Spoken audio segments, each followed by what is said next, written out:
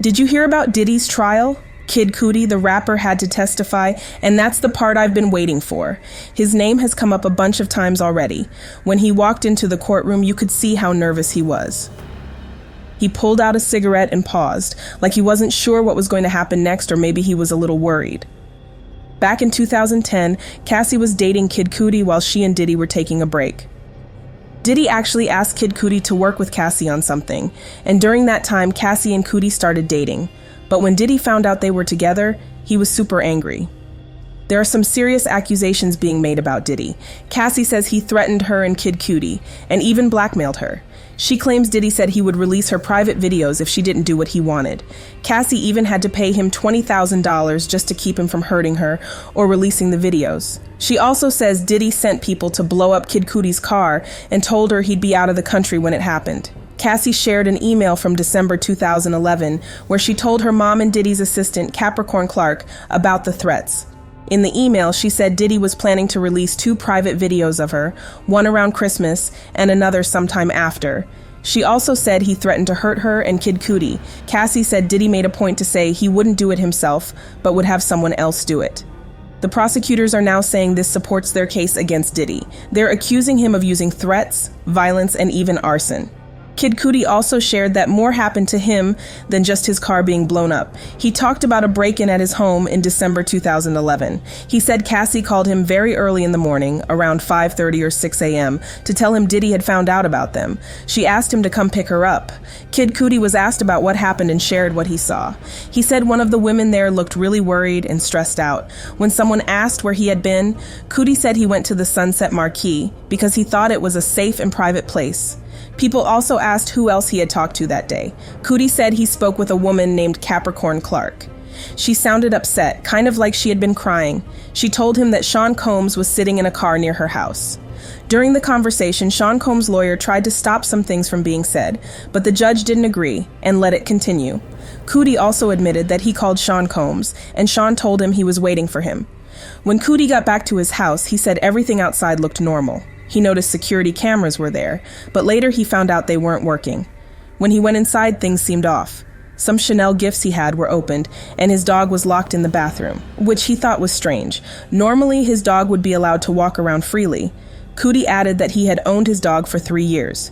Cudi shared a story about his dog acting really strange after a scary break-in. His dog, who used to be happy and playful, suddenly became super nervous and jumpy all the time. Cudi thought Diddy might have had something to do with what happened. When people asked Cudi about Cassie, he said she looked very sad and really down during that time. He also said he saw her in Connecticut and tried to be there for her because she needed his help. The questions didn't stop there. Cudi was asked if Diddy ever contacted him, and he said yes. He explained that Diddy had called him and even hurt him physically a few times. Cudi admitted he tried to stay away from Diddy after the break-in, especially since his house was invaded and his dog was harmed. Lastly, when asked about his relationship with Cassie, Cudi said they had already broken up. Kid Cudi went through a really strange and scary situation with his car. One day, his dog's babysitter told him that his Porsche had caught on fire. He got photos of the burned car, and it made him worry about what could have happened if he had been inside. Cudi didn't think the fire was an accident. He thought someone did it on purpose. At one point, Cudi tried to talk to Diddy to figure things out. Their meeting happened at a place called Soho House, and it was set up by Diddy's security team and Cudi's manager. During the talk, Diddy acted calm, but Cudi thought there was something kind of creepy about it, like Diddy was playing a role. Diddy brushed everything off, saying they were homies, and that things weren't a big deal. When Cudi asked about his car, Diddy said he had no idea about the fire, but Cudi didn't believe him, and thought Diddy knew more than he admitted. A few years later, they ran into each other again at the same Soho House. This time, Diddy said sorry and called the whole thing nonsense. Cudi was surprised, but said he had already made peace with what happened. Later on, though, it came out that DNA from a woman was found on the car, making people think someone might have been told to set it on fire. Even with that info, Cudi still believed Diddy had something to do with it. To make things even messier, Diddy's lawyer supposedly made fun of the situation and said Cassie had tricked Cudi. Cudi later said he felt like he had been lied to because Cassie stopped talking to him, saying she was scared for their safety.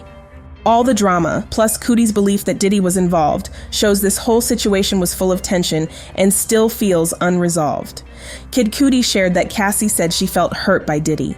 She didn't use the word abused, but she talked about how she felt. During the discussion, Diddy's lawyer tried to argue that maybe Cassie was playing both Diddy and Cudi against each other, but that didn't seem to hold up because of the claims about Diddy's wild and hurtful behavior, including accusations that he threatened Cudi because he was jealous. One big detail that came up was that Cassie gave Cudi's home address. People think maybe she did it because she was scared, not because she wanted to. Cudi also told about times Cassie said Diddy hit and kicked her. On the day of a break-in, Cudi said Cassie looked really upset, not at all relaxed or happy. Another thing that was mentioned was that Capricorn Clark told Cudi there was a time when Diddy and someone else made Cassie get into a car to go to Cudi's house. All of this shows that the situation between these three people is really messy and worrying, with stories of control, fear, and hurt. There's been a lot of talk about some pretty serious stuff involving Diddy.